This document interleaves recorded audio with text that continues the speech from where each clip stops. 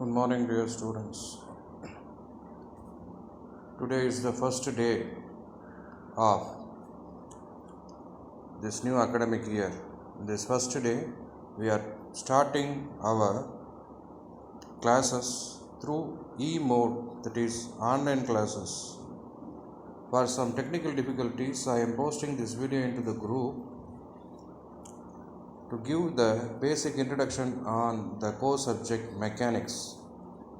This is what I am going to tell you in the classroom also. First, we must know that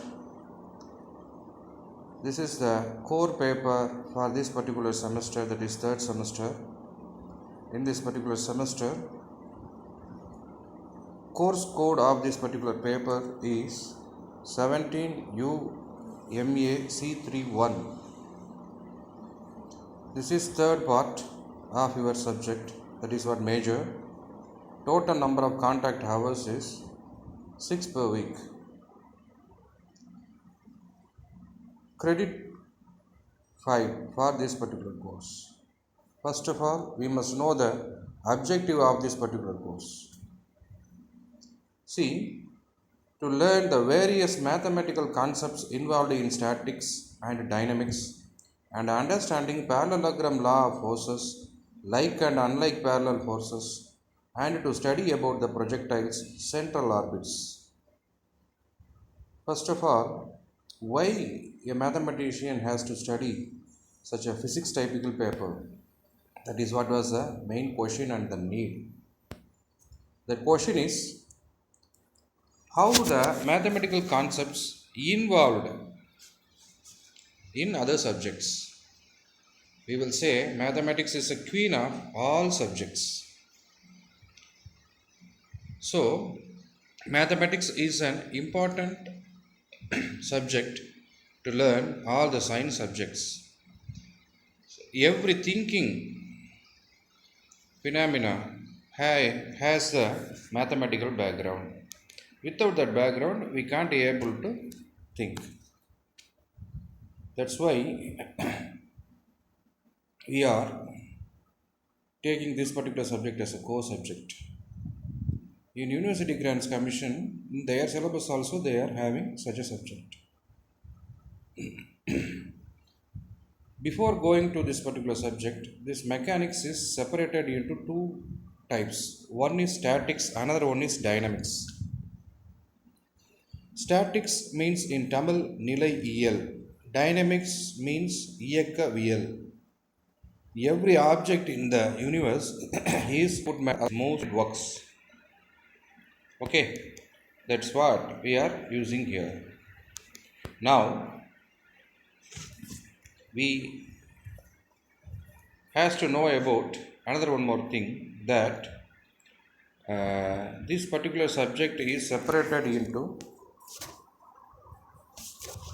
two parts. That is, I already informed you that both statics as well as dynamics.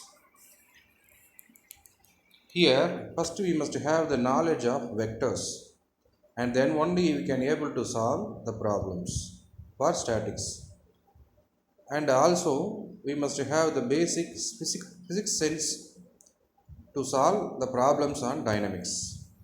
How mathematical concepts are involved in this particular one, we will see it later. First, I am going to introduce the block introduction stage by stage.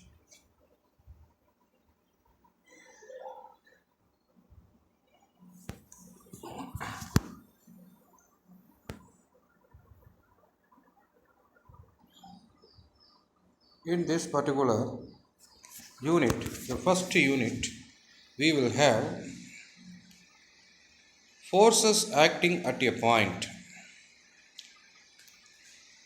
resultant and components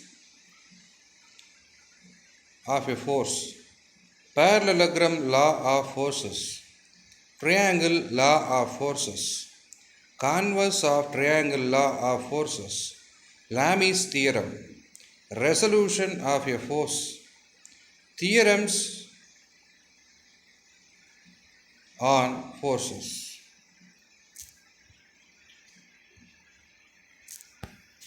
theorems on forces which are included.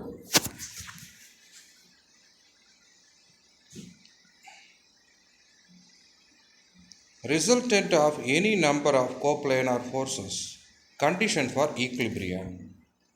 I will explain each and every statement by stage. Forces acting at a point. What do you mean by a force? Force, that means that it is one thing that will disturb another one object by means of physically is called a force. Simply we will say sound, light, air. They are all forces. Okay? It is a vector quantity since it comes from one particular place to and moves some object from other place. Okay? Then resultant and components. If P and Q are two forces, suppose one point or one particular buoy was driven or forced to pull or push by another two buoys, the resultant is the movement of that particular buoy towards either two of a person, either one of the person. That is called resultant. Triangle law as well as parallelogram law is used. Vector parallelogram law is used in this particular concept. Parallelogram law of forces. You consider a parallelogram. In that particular parallelogram, we can able to apply the two adjacent sides as a force. Then its resultant should be the diagonal of that particular parallelogram. And triangle law of forces, which will represent as a vector sum or anything else. Consider three persons are included one way to another way by means of disturbing one thing to another thing by means of, for example, consider a triangle ABC, A to B, B to C and C to A. Total vector sum is 0 actually. In such a way, problems are discussed in this particular unit. Next one is Lami's theorem. In your 11th standard, you study about Lami's theorem. In that particular theorem, if three forces acting at a point in three different directions, the first force be F1, second force be F2, third force be F3, then the ratio of F1, the first force divided by the sine angle between the next two forces, equal to F2, the second force divided by the sine angle between F3 and F1 is equal to F3 divided by the angle between F1 and F2. We will study in this manner. F1 by sine alpha is equal to F2 by sine beta is equal to F3 by sine gamma. This is what Father Lami's theorem. Then theorems on resolved parts. The basic vector idea introduced here, that both geometrical as well as vector idea is also involved here. First we consider that there is a plane or there is a space. In that particular space, we have in two dimension, we have two components. One is horizontal component, another one is vertical component. In that manner, we decide and we divide the resolution of the forces. See, we say that one particular point in the two-dimensional, then we will say that it is having x coordinate as well as the y coordinate. So we consider that x coordinate is most different from y coordinate. One is horizontal coordinate, another one is vertical coordinate. So to mention that particular force in a vector method, we use that A vector and B vector and A1i and A2j for that particular point. Okay. Likewise, we will decide. And coplanar forces. What do you mean by coplanar forces? The forces acting in one particular plane are called coplanar forces. Using triangle law, we can able to find each and every vectors, a resultant of every vectors by means of triangle law. Condition for an equilibrium. We must know about the meaning equilibrium. In Tamil we will say that samanilai. Equilibrium, that means that a particle was disturbed by so many types of forces, but it will still be stable. Then what are all the forces acting on that particular body or particular point, how it maintains, and which force is resolved by another one more force, which are discussed here. Okay. See, we are standing in one particular position. Definitely we can say that how many forces are acting on us. We must understand that. First, the gravitational force of attraction disturbs us. Next one is our internal power, that is called, they will say, soul. உயிர் இருக்குது, அது இருக்கிறதுனால, நினைவு இருக்கிறதுனால எந்திரிச்சு நிற்கிறோம். இப்போ ஒரு டெட் பாடியாக இருந்தோம் அப்படின்னாக்க என்ன பண்ண முடியாது, அதை எதிர்த்து நிற்க முடியாது. ஸோ எல்லா விஷயத்துலையுமே ஒரு புள்ளி மேலே விசைகள் செயல்பட்டு கொண்டே இருக்கின்றன. அந்த செயல்படக்கூடிய விசைகளை எப்படி அந்த புள்ளி தாங்கிக்கிட்டு நிலையாக ஒரு இடத்துல இருக்குது அப்படிங்கிறதான் ஈக்குலிபிரியம். அப்போ ஒரு பாயிண்டில் செயல்படக்கூடிய பலவேறு வகையான விசைகளை பற்றின விஷயங்கள் தான் நம்ம ஃபஸ்ட் யூனிட்டில் பார்க்குறது. இந்த லெக்சர் பைலிங்குவலாக இருந்தால் தான் புரியும். ஏன்னா ஃபஸ்ட் இயர்லேருந்து டேரெக்டாக செகண்ட் இயர் வந்திருக்கீங்கிறதுக்காக இடையில தமிழ்லையும் பேசுகிறேன். ஸோ அதையும் நீங்கள் கன்சிடர் பண்ணிக்கங்க டியர் ஸ்டூடெண்ட்ஸ். இப்போ அடுத்து second unit, forces acting on a rigid body. What you mean by rigid body? Rigid means strong, கெட்டியான ஒரு பொருள் மேலே ஃபோர்ஸஸ் எப்படியெல்லாம் ஆக்ட் பண்ணுது அப்படின்னு சொல்லி பார்க்குறோம். முதல்ல ஃபஸ்ட் யூனிட்டில் ஒரு பாயிண்டில் ஆக்ட் பண்ணக்கூடிய ஃபோர்ஸஸை பற்றி பார்த்தோம். இப்போ ஒரு ரிஜிட் பாடி மேலே ஒரு வீடு இருக்குது, அந்த வீடு இல்லைன்னா ஒரு விமானம் இருக்குது, அந்த விமானத்தின் மேலே இருக்கக்கூடிய ஃபோர்ஸஸ்லாம் என்ன? ஒன்று கிராவிடேஷனல் ஃபோர்ஸ் கீழே இழுக்கும், அப்புறம் காற்று அந்த இதை தள்ளும். இது இல்லாமல் இது எல்லாத்தையும் ஈக்குவேட் பண்ணி அந்த என்ன ஆகணும், அந்த விமானங்கிறது பறந்தாகணும். நம்ம சைக்கிளில் வண்டியில் போகும்போதும் அதை நம்ம ஹீல் பண்ண முடியும்.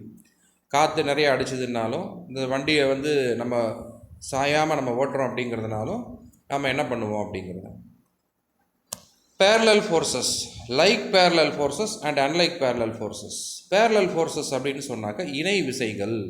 இப்போ ஒரு தேர் இருக்குது, அந்த தேரை ஒருத்தர் இழுக்கிறார், ஒருத்தர் இழுக்க முடியாது, நிறையா பேர் இழுக்கணும். ரெண்டு பேரும் ஒரே பக்கத்தில் இணையாக இழுத்தோம்னா தான் அந்த தேரைங்கிறது இழுக்க முடியும். இந்த கயிறு இழுக்கும் போட்டிங்கிறது இருக்குது. கயிறு இழுக்கும் போட்டியில் என்னது அப்படின்னு சொன்னால், ரெண்டு இடது கை பக்கமும் வலது கை பக்கமும் ரெண்டு பேர் இருப்பாங்க. அவங்க ரெண்டு பேரும் ஒவ்வொரு விதமாக இழுப்பாங்க. அப்படி இருக்கிற போது ரெண்டு பேரும் எதிரெதிர் திசையில் இழுப்பாங்க. அதுக்கப்புறம் நம்ம ஹேண்டில் பார், நம்ம பைக்கில் ஓட்டுறோம், வண்டியில் ஹேண்டில் பாரை பிடிச்சிட்டு ஒரு பைக்கோ ஸ்கூட்டரோ சைக்கிளோ ஓட்டுறோம். அப்படியே நம்ம ஓட்டுற பொழுது நமக்கு என்ன கிடைக்குது அப்படின்னு சொன்னால், ஒரே விதமான டைரக்ஷனில் நம்ம போகிற பொழுது வண்டியை இடது கை பக்கம் திருப்பும்போது இடது கை பக்கத்தை நம்ம லோ பண்ணுவோம், வலது கை பக்கத்தை நம்ம ஹை பண்ணுவோம். அப்போ this is called unlike parallel forces. இடது கை பக்கம் இழுத்துட்டு வலது கை பக்கம் ஃப்ரீயாக விடுவோம். அப்போ ரெண்டுமே உதவி பண்ணணும். இதே மாதிரி ஸ்டேரிங்லேயும் நடக்குது. இந்த மாதிரி விஷயங்களை தான் நம்ம இதில் பார்க்க போகிறோம். அடுத்து மொமெண்ட் ஆஃப் எ ஃபோர்ஸ். ஒரு ஃபோர்ஸு ஒரு பர்டிகுலர் ஆப்ஜெக்டை எங்கேருந்து எவ்வளோ தூரம் தள்ளுது அப்படிங்கிறத பார்க்குறோம். இதை சம்மந்தப்பட்டது, இது நிறையா ஃபிசிக்ஸ் ப்ராப்ளத்தில் இது வரும். அதுக்கப்புறம் வேரிகான்ஸ் தியரம், முக்கியமான ஒரு தியரம். இந்த ஃபஸ்ட்டு 2 யூனிட்டுமே நம்மளுக்கு எப்படி வந்துடும் அப்படின்னு சொன்னாக்கா, ஸ்டாட்டிக்ஸ், நிலையியல் அப்படிங்கிற கான்செப்டில் வரும். அதுக்கு அடுத்து இருக்கக்கூடிய விஷயங்கள் எல்லாமே நமக்கு இயக்கவியல், டைனமிக்ஸ் அப்படிங்கிற கான்செப்டில் வரும். அதை நம்ம சொல்லுவோம். Projectiles third unit. இது டைனமிக்ஸில் வரக்கூடிய ஃபஸ்ட் பார்ட். ப்ரொஜெக்டைல் அப்படின்னு சொன்னாக்கா ஒரு பொருளை ப்ரொஜெக்ட் பண்ணுறோம், அதாவது எரிகிறோம். அது ஒரு லைட்டை ப்ரொஜெக்ட் பண்ணாலும் அதுக்கு பேர் ப்ரொஜெக்ஷன் தான். ஒரு பார்ட்டிகளை எரிஞ்சாலும் அதுக்கு பேர் ப்ரொஜெக்ஷன் தான். துப்பாக்கியில் சுடுறோம், இது எல்லாமே ப்ரொஜெக்டைல் இருக்கக்கூடிய கான்செப்ட் தான். பாத் ஆஃப் எ ப்ரொஜெக்டைல், ஒரு பொருளை எரிஞ்சோம் அப்படின்னு சொன்னாக்கா அந்த பொருள் எந்த மாதிரியான பாத்து ட்ரேஸ் பண்ணும்? ஸ்ட்ரைட் லைனில் போகுமா, கேர்வாக போகுமா? கேர்வாக போச்சுன்னா அந்த கேர்வனுடைய நேச்சர் என்ன? அந்த கேர்வ் ஒவ்வொரு ஸ்டேஜ்லேயும் அதனுடைய பொசிஷனை கண்டுபிடிக்க முடியுமா? அது எவ்வளோ ஹைட்டு போகும், எவ்வளோ லென்த்து போகும், இது எல்லாத்தையுமே கண்டுபிடிக்கிறது தான் இந்த concept. Projectile, path of a projectile, maximum height attained by the projected body and time taken by the particle to reach the destination and the time of flight to attain the maximum height and horizontal range, simple problems and range on an inclined plane.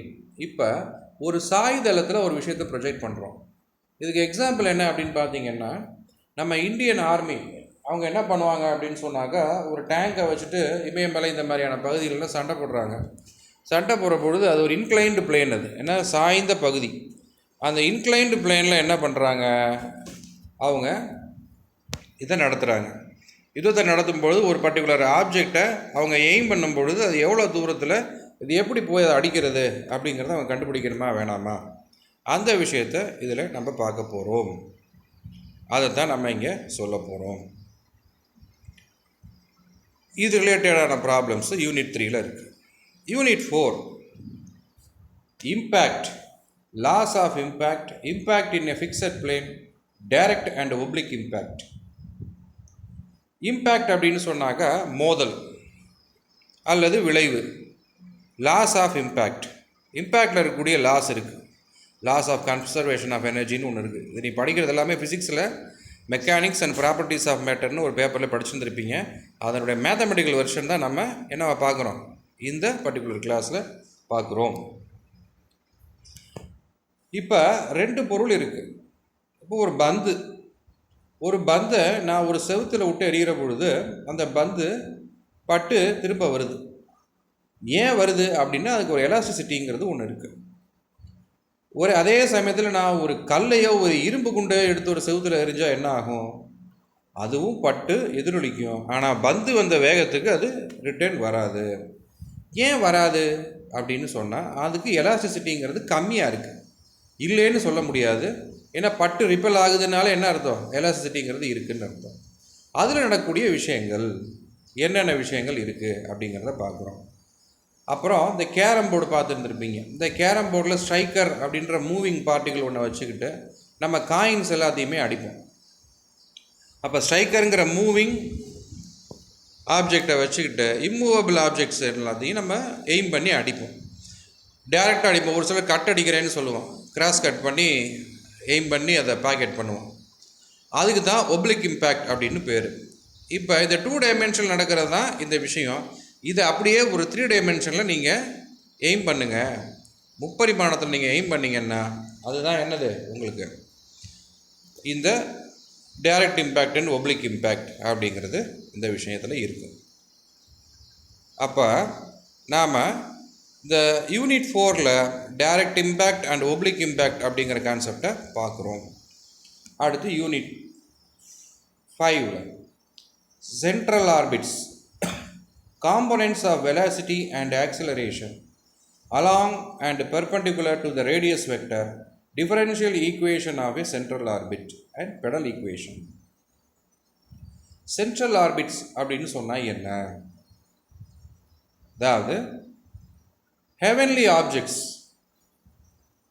வானத்தில் சுற்றிக்கிட்டு இருக்கக்கூடிய பொருட்கள் அதுவாக இருக்கட்டும், பூமியில் நடமாடிட்டு இருக்கக்கூடிய பொருட்கள் அதுவாக இருக்கட்டும், அதுக்கு 2 விதமான மோஷன் இருக்கும். என்னன்னா, இப்போ பூமி இருக்குது, பூமியினுடைய சுற்றி எப்படின்னா பூமி தன்னைத்தானே சுற்றி கொள்கிறது, சூரியனையும் சுற்றுது. அதை நம்ம எப்படி சொல்லுவோம், போத் ரொட்டேஷன்னா அதுவாக அண்ட் ரிவால்வ், அதுக்கு அதுவாக சுற்றிக்கிறது. ஃபேனுங்கிறது ரிவால்வ், அதுக்கு அதுவே சுற்றிக்குது. ரொட்டேஷன்னா இன்னொன்று சுற்றி வருது. ரெண்டு விஷயத்தையுமே செய்யுது. ரொட்டேஷன் அண்ட் ரிவால்வ் ரெண்டையுமே செய்கிறது பூமி. அந்த மாதிரி இருக்கும். அப்போ ஒவ்வொரு வெலாசிட்டிக்கும், ஒவ்வொரு திசை வேகத்துக்கும், ஒவ்வொரு முடுக்கத்துக்கும் ஒரு பெர்பெண்டிகுலர் ரேடியஸ் வெக்டர் ஒன்று கண்டுபிடிக்கிறோம். அந்த பெர்பெண்டிகுலர் ரேடியஸ் வெக்டரை விட்டுட்டு இதுக்கு வந்து எப்படின்னா சென்ட்ரிஃபியூகல் ஃபோர்ஸ், சென்ட்ரிஃபியூகல் ஃபோர்ஸ்னு சொல்லி படிச்சுருந்துருப்பீங்க +1 ஃபிசிக்ஸில்.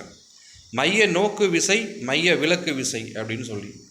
முதல்ல நம்ம என்ன தெரிஞ்சுக்கணுன்னா, இந்த சப்ஜெக்டை நம்ம படிக்கிற பொழுது கண்டிப்பாக +1 ஃபிசிக்ஸ் புக்கு வச்சுருக்கணும் எல்லா ஸ்டூடெண்ட்டும். அது தெரிஞ்சு அது ரிலேட்டட் ப்ராப்ளம்ஸ் என்னங்கிறத நீங்கள் பார்த்தீங்கன்னா மட்டும்தான் இந்த மெக்கானிக்ஸை பற்றி நமக்கு கொஞ்சமாவது கிளாரிட்டி ஆகும். So all the students are asked to keep any one +1 physics, either it may be in Tamil or in English. நீங்கள் கண்டிப்பாக வச்சுக்கிறது ரொம்ப நல்லது. இது சம்மந்தப்பட்ட விஷயங்கள். Differential equation of a central orbit. எந்த ஒரு மோஷனுக்கும் நம்ம என்ன பண்ணலாம்னா டிஃபரன்ஷியல் ஈக்குவேஷனுங்கிறத நம்ம எய்ம் பண்ணி எழுதலாம். அதுக்கப்புறம் பெடல் ஈக்குவேஷன். பெடல் ஈக்குவேஷன் அப்படிங்கிறது எப்படி நீங்கள் வந்து கார்ட்டீசியன் கோஆர்டினேட்லேருந்து போலார் கோஆர்டினேட்னு ஒன்று பார்த்தீங்களோ, அதே மாதிரி போலார் கோஆர்டினேட்டில் இருந்து பெடல் ஈக்குவேஷன் ஒன்று இருக்குது. r, என்ன அப்படின்னு சொன்னாக்க போலார் கோஆர்டினேட்டுக்கு சொல்லுவோம். x, Cartesian coordinate, r, polar coordinates. இதே மாதிரி p, rன்னு வரும். rங்கிறது ரேடியஸ் வெக்டர், p அப்படிங்கிறது perpendicular line draw to the initial line from a various point.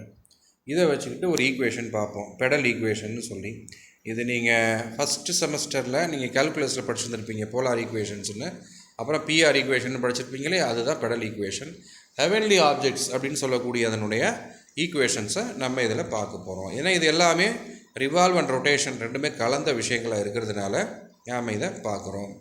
அப்போ இந்த பர்டிகுலர் மெக்கானிக்ஸ் சப்ஜெக்டில் ஸ்டாட்டிக்ஸு 2 யூனிட்டு, டைனமிக்ஸு 3 யூனிட்டு, இந்த 2, 3, 5 யூனிட் சேர்ந்தது. இதில் வந்து தியரி பாதிக்கு பாதி, தியரி பாதிக்கு பாதி ப்ராப்ளம் இருக்கும்.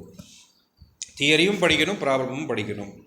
உங்களுக்கு நாளைக்கு போர்ஷனை அப்லோட் பண்ணிடுறேன். டெக்னிக்கல் டிஃபிகல்ட்டிஸ்னால உங்களுக்கு நான் இந்த மாதிரியான வீடியோ ரெடி பண்ணி தர வேண்டியதாக ஆகிப்போச்சு. நாளான்னைக்கு கிளாஸ் வந்து உங்களுக்கு ரொட்டீனாக நடக்கும். உங்களுக்கு நாளைக்கு மெசேஜ் வந்து என்ன வந்துடும், உங்களுக்கு வீடியோ மெசேஜ் வந்துடும். இப்போ ஒரு லிங்க் நான் அனுப்பி விட்றேன், அந்த லிங்க்கை நீங்கள் ஃபாலோ பண்ணிக்கிடுங்க. இதுக்கான டெக்ஸ்ட் புக்கு வெங்கட்ராமன் எம்கே அவருடைய ஸ்டாட்டிக்ஸ் 10th எடிஷன். இதில் ஃபஸ்ட்டு ரெண்டு ஒரு 78 பக்கம் தான் ஃபஸ்ட்டு 2 யூனிட்டில் வரும். அதே வெங்கட்ராமன் எம்கேவோட dynamics book 11th edition, Agasthiyar publication, Tiruchi. இதில் வந்து ஒரு 50லேருந்து ஒரு 80 பக்கம் வரும். Reference book Duraipandian, Lakshmi Duraipandian and Muthamizh Jayaprakash. ரொம்ப நல்ல அட்வான்ஸ்டு எடிஷன் இது. துரைபாண்டியன் சாரினுடைய அப்ரோச் ரொம்பவே நல்லாயிருக்கும், ரொம்ப புரிகிற மாதிரி இருக்கும். பெரும்பாலும் வெக்டர் அப்ரோச்லேயே தான் அது இருக்கும். அடுத்து வெங்கடாச்சலபதி, இவர் மெட்ராஸ் யூனிவர்சிட்டி ப்ரொஃபஸர். அந்த மெட்ராஸ் யூனிவர்சிட்டி ப்ரொஃபஸர்னுடைய அப்ரோச்சும் நல்லாயிருக்கும். பிஆர் விட்டல் அவரும் இதுக்கு புக்கு எழுதியிருந்திருக்காரு. இந்த புக்ஸும் ரெஃபரன்ஸும் நம்ம காலேஜ் லைப்ரரியில் இருக்குது, என்கிட்டக்கே இருக்குது, தேடி கண்டுபிடிங்க. அதுக்கப்புறம் இன்றைக்கி ஈவினிங் இல்லைன்னா நாளைக்கு மார்னிங் உங்களுக்கு ஒரு புக் அனுப்புவேன். அந்த புக்கை நீங்கள் வச்சுக்கணும். அதில் இருந்து நான் ப்ராப்ளம் சொல்லுவேன். நாளைக்கு பேசிக் கான்செப்ட்ஸ் அண்ட் வெக்டர்ஸ் அது ரிலேட்டடான மெட்டீரியல் வரும். அந்த மெட்டீரியலை நீங்கள் ஃபாலோ பண்ணிக்கணும். மற்றபடி இந்த டெக்னிக்கல் டிஃபிகல்ட்டிஸுக்கு சாரி டியர் ஸ்டூடெண்ட்ஸ், நான் கண்டிப்பாக உங்களுக்கு இதை அனுப்பிச்சி விட்டுறேன். இந்த ஆடியோ அண்ட் வீடியோவை நீங்கள் பார்த்துட்டு இன்றைக்கி ஃபீட்பேக் செஷன் இருக்குது கடைசியில். அந்த ஃபீட்பேக் லிங்க் அனுப்புவோம் குரூப்பில், வாட்ஸ்அப் குரூப்பில். அந்த ஃபீட்பேக் குரூப்பில் அந்த லிங்க்கை இது பண்ணி இன்றைக்கி அட்டண்டன்ஸை நீங்கள் கண்டிப்பாக அதில் நீங்கள் ரெஜிஸ்டர் பண்ணணும் அப்படிங்கிறத கேட்டுக்கிறேன். ரொம்ப தேங்க்ஸ் டியர் ஸ்டூடெண்ட்ஸ். இந்த பேண்டமிக் சிச்சுவேஷனில் நிறைய பேர் கவனிச்சுருந்துருப்பீங்க, நிறைய பேர் கவனிக்க முடியாத போயிருந்திருக்கும். டெக்னிக்கல் ஃபெசிலிட்டி இருந்தாலும் அவைல் பண்ண முடியாதபடிக்கான டெக்னிக்கல் ப்ராப்ளம்ஸ் இருந்துருக்கும். எல்லோரும் இன்றைக்கி ஈவினிங் 4 o'clock இந்த வீடியோஸை இல்லைன்னா லெக்சர்ஸை பார்த்துருங்க. பார்த்துட்டு நீங்கள் என்ன பண்ணுங்கள் அப்படின்னு சொன்னாக்கா இதை முடிச்சுட்டு இதுக்கு ஆனால் கொஷின்ஸ் இருக்கும், கொஷின் ஆன்சர் செஷன் இருக்கும், அதையும் நீங்கள் பார்த்துருங்க. மற்றபடி எந்த டவுட் இருந்தாலும் நீங்கள் என்னுடைய பர்சனல் செல்ஃபோன் நம்பர் தொடர்பு கொண்டு கேட்கலாம். இதுக்கு மேலும் நான் சொல்ல வேண்டிய விஷயங்கள் என்ன அப்படின்னாக்க இந்த ரெக்கார்டட் ஆடியோவை லிங்க்கை நான் கொடுத்துட்றேன், நீங்கள் பார்த்துக்கிடுங்க. நாளையிலிருந்து இந்த ப்ராப்ளம் ரெக்டிஃபிகேஷன் பண்ணப்படும். ஓகேங்களா? மற்றபடி உங்களுடைய கிளாஸ் இன்சார்ஜ் ஸ்ரீதரன்ட்டாக எந்த டீட்டெயிலிங்னாலும் என்கிட்ட ஃபோன் போட்டு பேச சொல்லுங்கள், இல்லை நீங்களே ஃபோன் பண்ணாலும் ரொம்ப சந்தோஷம். இன்றைக்கி ஒரு துரதிருஷ்டவசமாக நம்மளால் என்ன பண்ண நம்மளை கூகுள் கிளாஸ் ரூமில் என்ட்ரு ஆக முடியல. ஏன்னா நேற்றுக்கு லிங்க் கொடுத்துருந்தாங்க, பட் இன்றைக்கி என்ன டெக்னிக்கல் ஃபால்ட் அப்படிங்கிறது தெரியல. நானும் ஓப்பன் பண்ணி தான் வச்சுருக்கேன் கூகுள் மீட்டை, இதாகலை. அதனால் இந்த லெக்சரை கொடுக்குறேன். இந்த லெக்சரை நீங்கள் பார்த்துட்டு இது சொல்லுங்கள். நாளைக்கு தெரிஞ்சுக்க வேண்டியது, முதல்ல நீங்கள் கொடுத்துருக்க சிலபஸை நீங்கள் எழுதிடுங்க. எழுதிட்டு எனக்கு டெய்லியும் நீங்கள் என்ன செஞ்சுருக்கீங்கிறத ஃபீட்பேக் லிங்கில் அனுப்பிச்சுக்கிட்டே இருக்கணும். அந்த இதை நீங்கள் பாருங்கள். எனக்கு அனுப்பிச்சிங்கன்னா தான் நீங்கள் என்ன பண்ணிருக்கீங்கிறது தெரியும். அப்போ தான் எனக்கு அனுப்ப வேணால் ஸ்ரீதருக்கு அனுப்பிச்சிருங்க. எத்தனை பேர் இன்றைக்கி அட்டண்டன்ஸ் எடுத்திருக்காங்க, எழுதியிருக்காங்க அப்படிங்கிறத 3 யூனிட் 3 இதுக்குமே, அதாவது 3 பீரியடுக்குமே அட்டண்டன்ஸுங்கிறது இருக்கும். ஓகேங்களா? மற்றபடி டீட்டெயிலிங்ஸ் அந்த ஸ்ரீதரன்ட்ட சொல்லிவிட்றேன், இல்லைனா உங்கள் கிளாஸ் இன்சார்ஜிட்ட சொல்லிவிட்றேன். என்ன ஏதுங்கிறத பார்த்துக்கலாம். Bye dear students. In the pandemic situation, be safe, be care and be aware. Okay, கல்வி கரையில் நம்ம ரொம்ப அதிகமாக படிக்கணும். ஓகே, வாழ்த்துக்கள். நன்றி, மிக்க நன்றி. நாளைக்கு சந்திப்போம்.